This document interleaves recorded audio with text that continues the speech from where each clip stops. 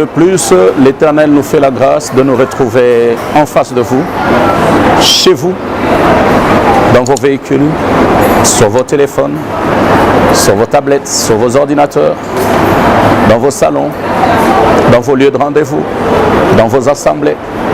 Nous sommes là avec vous parce que nous vous aimons au nom du Seigneur. Et si nous vous aimons, c'est parce que Christ nous a tous aimés sans choisir. Parce qu'en Dieu, il n'y a pas de favoritisme.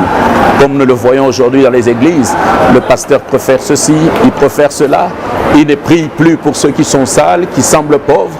Il prie pour une catégorie des gens, il envoie tel, il reçoit tel. Ça, ce n'est plus une église. L'assemblée de Dieu, l'église de Dieu, c'est une église qui reçoit. Parce que celui que tu rejettes parce qu'il n'a pas d'habit peut être un prophète, peut être un docteur, peut être un apôtre. Mais que tes yeux, qui sont l'œuvre de la chair, t'empêchent de voir parce qu'elles ont une limite. Mais l'Esprit de Dieu n'a pas de limite. C'est comme ça que Dieu nous appelle aujourd'hui et nous a envoyé avec un message qui nous enseigne nous-mêmes et qui vous enseigne vous. Et Dieu parle de la fidélité et de l'adultère. Dieu veut avoir des serviteurs fidèles. Et nous allons prendre un exemple sur les apôtres. Pendant la passion du Christ, lorsque Jésus-Christ annonce qu'il sera livré parce qu'il connaissait le temps. Il est le temps, c'est lui le principe de la création. Le temps dépend de lui. Il fixe toutes choses. Donc quand un homme dit « je suis en retard, j'ai vieilli comme Abraham avait dit, j'ai ceci », moi, non, tu n'as pas vieilli aux yeux de Dieu. Dans ta chair, tu as vieilli, mais dans la dimension spirituelle de Dieu, tu es encore jeune parce que tu dois accomplir l'œuvre pour laquelle Dieu t'a donné vie, l'œuvre pour laquelle il t'a créé, l'œuvre pour laquelle il t'a envoyé, pour laquelle il t'a établi loin, il t'a établi serviteur. Donc c'est pour ça que nous rappelons aujourd'hui que personne ne doit dire « je suis âgé, le temps est passé, les autres ont eu ceci, moi je n'ai pas eu ». Ce sont des symboles qui justifient ce que Dieu appelle le murmure dans l'église. Quelqu'un qui murmure, c'est quelqu'un qui n'a pas d'espérance et qui n'a pas de foi. C'est un infidèle. Il est à la portée de toute séduction, de toute tentation, de tout envoûtement, de toute distraction. Parce qu'il désire satisfaire la chair plutôt que de satisfaire l'esprit qui est en lui. La parole de Dieu nous enseigne que nous avons pour devoir, obligation de rechercher d'abord à nettoyer l'homme intérieur, à sanctifier, à purifier la personne intérieure qui est l'esprit. Et Dieu se chargera de présenter l'homme extérieur. Mais l'homme extérieur est présenté par quoi? Par la bonne santé, par le matériel que vous appelez par erreur la bénédiction. Une voiture n'est pas une bénédiction. Quelqu'un qui passe à la télé, qui passe à l'église du haut de la chair. Oh, je suis venu témoigner parce que Dieu m'a donné une maison, parce que Dieu m'a donné une voiture, je suis béni. Tu n'es pas béni. La bénédiction de Dieu ne peut pas se limiter au matériel. Là, tu limites ton Dieu. La bénédiction de Dieu, c'est la puissance de sa parole, qui quand elle descend, elle est comme un père pour son fils. Lorsqu'un enfant de 3 ans demande un vélo, le papa dit oui, je te donnerai, mais il ne lui dit pas quand. Lui, le papa, il sait que c'est à tel âge que cet enfant aura besoin d'un vélo. C'est comme ça que Dieu fonctionne. Il a promis la bénédiction. Mais la bénédiction n'est pas une voiture, parce que s'il te donne une voiture aujourd'hui, demain tu auras besoin du carburant. Demain tu auras besoin des mécaniciens pour l'entretien. Donc tes problèmes ne sont pas finis. Ça veut dire que cette voiture a amené des chagrins. Et à cause de la voiture, peut-être tu vas réduire le rythme de vie de la famille parce que tu dois répondre aux besoins de la voiture. La bénédiction de Dieu, c'est celle qui s'accomplit et qui se donne accompagnée d'aucun chagrin. Ça veut dire Dieu, quand il vient dans ta vie au temps de la bénédiction, il va impacter ta vie, soit par un travail, soit par un marché, soit par un commerce, soit par une élévation, par quelque chose qui, lorsque cette chose arrive, elle impacte tous les domaines physiques et spirituels de ta vie et tu n'as plus aucun souci. Et là, ce que Dieu attend de toi, c'est la consécration, la fidélité, l'adoration. Tu te consacres à lui parce que tu n'as plus à t'inquiéter de quoi je vais manger, de quoi je vais m'habiller, comment les enfants vont étudier et je vais là. Non, ça ne te dit plus rien parce que Dieu t'a placé au-dessus des besoins de la chair. Et maintenant tu œuvres à sa gloire. C'est ça qu'on appelle la bénédiction. Alors arrêtez de crier à la bénédiction parce que tu as obtenu une voiture, parce que tu as eu de l'argent, parce que tu as eu un travail. Mais toutes ces choses que tu as obtenues depuis que tu les as, elles s'accompagnent de chagrin. Et chaque jour tu vas pleurer à l'église, priez pour moi, priez pour ceci. Mais non, ce n'est pas la bénédiction. Craignons Dieu. Mais pour être bénis, nous devons être fidèles. Lorsque Dieu parle de la fidélité, Dieu ne parle pas de l'adultère. ou de l'infidélité. Dieu, lorsqu'il parle de la fidélité, il parle de l'âme, la conscience d'une personne qui connaît le bien et le mal et qui sait que je ne peux pas faire le mal parce que c'est pour le bien que je vis. Celui qui renouvelle en moi le souffle de vie, c'est l'Éternel. Le diable ne donne rien. Il n'a rien à donner. Le diable prête. Et il prête de la mauvaise manière, il récupère quand il en a envie. Voilà pourquoi ceux qui sont dans les loges, dans ces histoires qui n'ont pas de sens, quand ils sont seuls, ils ont peur, ils fuient la solitude. Voilà pourquoi vous les voyez traîner tard, être toujours à côté des gens, parce que quand ils sont seuls, ça sent l'odeur de la mort. Leur conscience revient, parce que personne ne peut échapper au témoignage de la conscience. Qui es-tu, toi qui me suis, face à ta conscience, face à tes choix, face à ta marche? Dieu nous demande d'être fidèles à sa parole, comme il est fidèle aux promesses qu'il a faites. Quand il dit une chose, il l'accomplit certainement. Et il dit même, si elle tarde, attends-la, car elle s'accomplira certainement. Dieu ne ment pas. Mais pourquoi toi tu prends plaisir à mentir?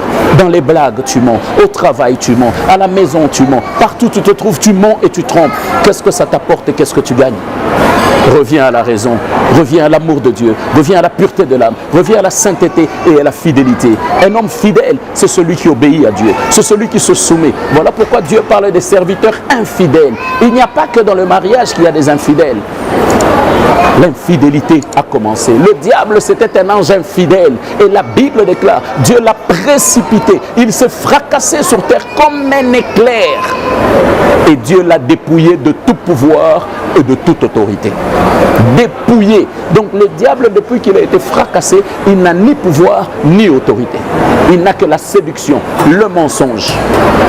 Vous voyez, c'est un malin, c'est tout. Il n'a rien d'autre. Et c'est avec ça qu'il vous fait tomber. Et quand il vous fait tomber, c'est avec votre identité qu'il monte dans la présence de Dieu pour vous accuser. Voilà pourquoi Dieu vous frappe. Quand vous avez demandé pardon, la Bible déclare, celui qui s'humilie et qui revient de ses mauvaises voies, qui dit pardon. Le pardon, ce n'est pas la parole. Non, le pardon, c'est avouer tout ce que tu as fait à la personne à qui tu l'as fait. Même si elle le sait, parce que Dieu lui-même, pour qu'il te pardonne, tu dois tout lui dire. Il est omniscient, omnipotent, il sait, il connaît tout, il voit tout. Pourquoi il veut qu'on lui dise la vérité? Parce qu'il veut que ta conscience sache, que tu le saches dans ton fort intérieur, que ce que tu as fait est mal. Voilà pourquoi tu te réponds, afin que tu ne recommences pas.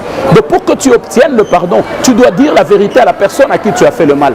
Toute la vérité sans aucune exception, c'est déjà une délivrance pour toi. C'est à ce moment-là que tu obtiens la vérité. Et cette vérité t'aide. Cette vérité te rend fidèle dans ce que tu feras dans l'avenir. On devient fidèle lorsqu'on est juste. On devient fidèle lorsqu'on est vrai. On devient fidèle lorsqu'on craint Dieu. On devient fidèle lorsqu'on marche dans la vérité, dans la pureté et la sainteté. On devient fidèle quand on fait le bien. Et cet homme qui est fidèle, et cette femme même qui est fidèle, lorsqu'elle trempe dans l'infidélité, pour quelque raison que ce soit la séduction, que ce soit les désirs, que ce soit les envies, que ce soit la jalousie, que ce soit la haine, la traîtrise et tout ce que vous voulez, cette femme, cette personne, lorsqu'elle va dans l'autre camp, elle atteint la dimension du péché. Voilà pourquoi nous rentrons dans une référence qui est commune dans le commun des mortels, c'est dans l'alliance du mariage qui est une alliance, parce que notre foi avec Dieu est une alliance, et le mariage est une alliance instituée par Dieu. Dieu a institué les fiançailles.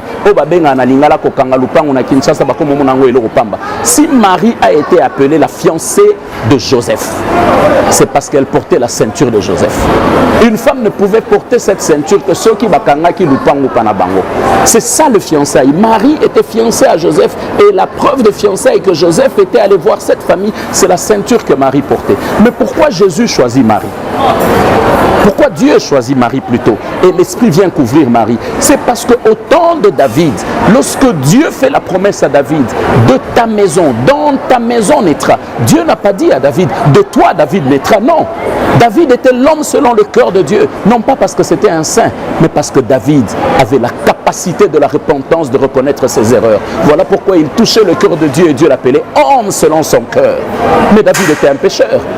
David est allé connaître la femme d'Uri la première fois. Le prophète Nathan était envoyé de Dieu pour le blâmer. Il s'est repenti. Il a corrigé son erreur. Le prophète est allé et Dieu a tué l'enfant qui était né de la première erreur de David. Mais David a récidivé, mais écoutez le danger. Lorsque David récidive, le prophète Nathan revient. Le prophète agrée et c'est le prophète Nathan qui donne à cet enfant le nom de Salomon. Est-ce que vous pouvez concevoir ces choses? C'est pour dire la chair, qu'on soit prophète ou serviteur, on a des faiblesses. Voilà pourquoi Dieu dit priez sans cesse et sanctifiez-vous. Restez fidèles à la parole de l'Éternel. Alors la suite de tout ça a amené le péché. Et quand David dit, et quand Dieu dit à David, dans ta maison naîtra, c'est parce que celui qui doit naître, l'homme de la prophétie de Balaam, je vois non pas de près, mais de loin, un astre sortir du flanc de Moab. Et Ésaïe affirme, je vois une étoile s'élever. Alléluia, un fils nous est donné. Les mages viennent affirmer à la naissance du Christ que la prophétie est accomplie. Ça a pris combien de temps? Combien de générations s'est passé? Mais la fidélité de Dieu n'a pas vieilli la promesse. Le temps n'a eu aucun impact sur la fidélité de Dieu. Quand il dit une chose, même si des milliers d'années passent, tant qu'elle n'est pas accomplie, tu vivras. Parce que c'est une promesse qui t'a été destinée. C'est pourquoi, au temps où la prophétie devait s'accomplir, le descendant qui représentait la maison de David était Joseph, manipulateur du bois. Or, le bois, on l'appelait la stupidité de l'homme. Pourquoi?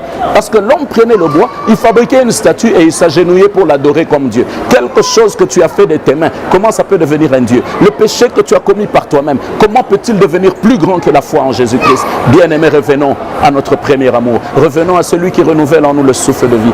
Revenons à la crainte de Dieu. C'est pourquoi Joseph étant le descendant, c'est dans sa maison que doit naître le fils de la promesse. Mais il naîtra par qui? Par sa fiancée. Joseph est descendant de David, mais Marie est descendante du prophète Nathan. Il faut lire les Écritures. Alors, puisque le péché, à l'annonce de la prophétie du salut, du sauveur des nations, qui naîtra dans la maison de David, il y avait deux êtres, le prophète et le serviteur. Et il fallait que les deux esprits se réunissent encore parce que la perfection ne se pas s'accomplir avec le péché. L'enfant qui avait souillé le sang de David et le temps de David a vieilli. Donc ce sang, Christ ne pouvait pas le porter. Vous comprenez? Donc voilà pourquoi Marie devait être aussi là. Pourquoi? Parce que l'erreur de Nathan d'avoir approuvé alors que lui avait blâmé pour la première fois. Au second acte, on tue même Uri. On fait un enfant. Lui, ce même prophète va donner le nom de Salomon. Il avait souillé aussi sa vie. Et pour que la sainteté soit réelle, Dieu doit sanctifier les deux. Voilà pourquoi à la naissance du Fils de l'homme, il fallait que Marie soit fiancée à la maison de David. Et c'est l'Esprit de Dieu, qui est l'Esprit de pureté, qui est l'Esprit de sainteté, qui viendra couvrir Marie. Et Marie n'a pas vu l'Esprit. Et lorsque nous brûlons toutes ces étapes, nous allons à la croix. Christ à la croix dit, mère, voici ton fils, fils, voici ta mère. Donc, église, voici tes fidèles. Fidèles, voici votre église. Mais au tombeau le troisième jour, quand Marie va, elle qui a porté Jésus pendant 9 mois dans son ventre, elle qui l'a accompagné sans cesse partout, miracle ou quoi, réclamation des gens, Marie a influencé, Jésus a agi dans la fidélité. Mais lorsque Marie se tourne, elle voit un jardinier, comme la Bible l'avait annoncé. Adam était le premier jardinier. Il viendra un deuxième jardinier. Et c'était le Fils de l'homme, Jésus-Christ, qui était le deuxième jardinier. Lorsque Marie se retourne, elle voit un jardinier en train de travailler dans le jardin. Elle appelle mon Seigneur. Est-ce toi qui as volé le corps de mon maître? Il la regarde avec des yeux de compassion, des yeux d'amour. Pour que tes yeux s'ouvrent, il faut que l'Éternel parle. C'est pourquoi on dit la foi vient de ce qu'on entend. Et c'est ce qu'on entend qui nous permet de voir. Lorsque Jésus dira à Marie, mère, pourquoi cherches-tu un vivant parmi les morts? L'aveuglement de Marie par la douleur de la perte d'un fils, l'aveuglement de Marie par la douleur de la passion du Christ, la douleur de Marie par tout ce qu'elle a subi dans la mort du Christ, la douleur de Marie lorsqu'elle vient au tombeau et elle trouve qu'on a même volé le corps selon ses paroles à elle. Cette douleur était tellement forte qu'elle avait aveuglé et Marie dans la chair était mortifiée, elle était dans la douleur. Voilà pourquoi elle demandait avec pitié, est-ce toi, mon Seigneur, qui a volé le corps de mon maître? Mais lorsque Jésus lui dit, mère, femme, pourquoi cherches-tu un vivant parmi les morts? Les yeux de Marie se sont ouverts, elle a reconnu un fils qu'elle avait oublié. Pourquoi? Parce que celui qui était sorti du tombeau n'était plus de chair, il était esprit. Le sang du péché de Marie avait coulé pendant la passion du Christ jusqu'à la croix pour aller ouvrir les portes des prisons, briser les chaînes. Et il fallait que le maître aille dans la terre pour récupérer l'enregistreur que le diable a retenu sur ta vie. Et Jésus est remonté avec, et la Bible déclare, il est remonté avec le pouvoir de la vie et le pouvoir de la mort. Il a arraché les clés au diable. Alors toi qui pries dans les églises, je chasse l'esprit de mort, mais tu chasses Jésus, parce que c'est Jésus qui a la clé de la mort et c'est lui qui a la clé de la vie. C'est quel genre de prière? Voilà pourquoi nous avons dit précédemment, quand vous priez, méditez la parole de Dieu. Le diable n'a pas le pouvoir de tuer, le diable a le pouvoir de séduire, d'égarer, de tromper, de donner l'envie de... C'est tout. Et il vous arrache ces choses de la mauvaise manière pour aller vous accuser. Son plaisir, c'est accuser. Donc les accusateurs sont des antéchrists. Les accusateurs sont des pécheurs. Tous ceux qui te combattent, qui te font du mal, ne te tracasse pas pour eux. Dieu va se charger d'eux. La Bible déclare, vous marcherez de gloire en gloire et de victoire en victoire. Mais vous devez savoir, pour chaque victoire, c'est Dieu qui combat. Voilà pourquoi la victoire du chrétien est assurée devant le combat. Mais de gloire en gloire, c'est-à-dire il y a des obstacles que Dieu te laisse toi surmonter. C'est comme ça que quand il fait la prophétie à Abraham, il lui dit l'année prochaine à la même époque quand je reviendrai, Marie portera un fils. Pourquoi? La prophétie a semblé tout. C'est-à-dire, non seulement Marie tombe enceinte aujourd'hui, parce que l'année prochaine à la même époque, ça fera 12 mois. Or, si on veut diviser les mois, en 9 mois l'enfant est né. Et la loi disait qu'après 3 mois, un enfant devait être circoncis et on l'appelait fils. Or, quand la prophétie est sortie, il dit, l'année prochaine à la même époque, donc dans 12 mois, Marie portera un fils. Elle a rigolé. Mais cette prophétie, c'était comme la victoire, parce que spirituellement, Dieu a vaincu. Abraham devait avoir Isaac. Mais qu'est-ce qu'Abraham devait faire? Si Abraham n'avait pas connu Sarah cette nuit, les adultes comprennent de quoi je parle. Isaac ne serait pas né. Ça veut dire, même quand tu reçois une prophétie, ne te réjouis pas. Parce que Dieu te laisse maintenant ta part pour surmonter les obstacles. Alors nous revenons. Les obstacles sont les gens qui t'humilient. Les obstacles sont les gens qui te font l'oppression. Sont ces gens qui ont tendance à devenir tes ennemis dans ton cœur. Non. Nos ennemis sont nos ouvriers. Tout ce qu'ils font, ils le font pour la gloire de Dieu, pour notre témoignage. En fait, c'est des instruments que Dieu utilise pour nous emmener. Au moment de la promesse, ces ennemis tomberont à nos pieds et ils seront notre marchepied, soit par leur témoignage, soit par leur comportement. Ils sont nos escaliers. Donc ne tue pas ton ennemi. Quand il te fait de mal, ne te venge pas. Remets-les entre les mains de Dieu et attends le temps. Tu marcheras sur lui pour atteindre la gloire. Tu dois subir ces choses parce que chaque dimension, chaque hauteur a ses vents, a ses ouragans, a ses tempêtes, a ses eaux, a ses vagues, ses batailles que si tu n'es pas préparé, tu ne peux pas les atteindre. Voilà pourquoi ne cours pas à l'élévation. Ne cherche pas les secours des gens pour atteindre ceci et cela. Mais attends la promesse de Dieu parce que si tu vis, c'est qu'il y a une promesse pour toi. Ce sont les infidèles qui s'égarent. Et plus ils s'égarent, ils vont tellement loin qu'ils sont perdus. Et Dieu ne les agrée pas. Mais toi à qui nous nous adressons, si tu as été infidèle, l'infidélité dans le ménage amène à l'adultère. Parce que la Bible dit, une femme infidèle qui peut être répudiée parce qu'elle est infidèle. Et cette femme infidèle, lorsqu'elle connaît un autre homme, elle devient adultère. Donc l'infidélité et l'adultère, c'est deux choses différentes. Un serviteur infidèle, lorsqu'il va embrasser le péché, il devient antéchrist. Et une femme infidèle, lorsqu'elle va rencontrer un autre homme, elle devient adultère. Qui es-tu? Es-tu infidèle? Ou ton infidélité t'a-t-elle amené déjà à l'adultère? Ou es-tu encore fidèle, un homme de foi qui se tient debout et qui s'agenouille pour glorifier le nom de l'Éternel? Ce que je conseille aux gens aujourd'hui, c'est de faire très attention. L'adultère est plus dangereux que tout, car il est écrit dans les Saintes Écritures, n'attristez pas le Saint-Esprit. Noé a attristé le Saint-Esprit, il a maudit son enfant. De Noé jusqu'au baptême de Christ, combien de générations sont passées pour que la colombe descende et revienne dans l'arche pour attester que les eaux ont baissé, que les ouragans se sont arrêtés, que la nudité et la saleté est effacée et qu'un temps nouveau est accompli. Reviens à la raison, humilie-toi, parce que l'adultère n'est pas différent de l'antéchrist. Les adultères et les infidèles sont très dangereux.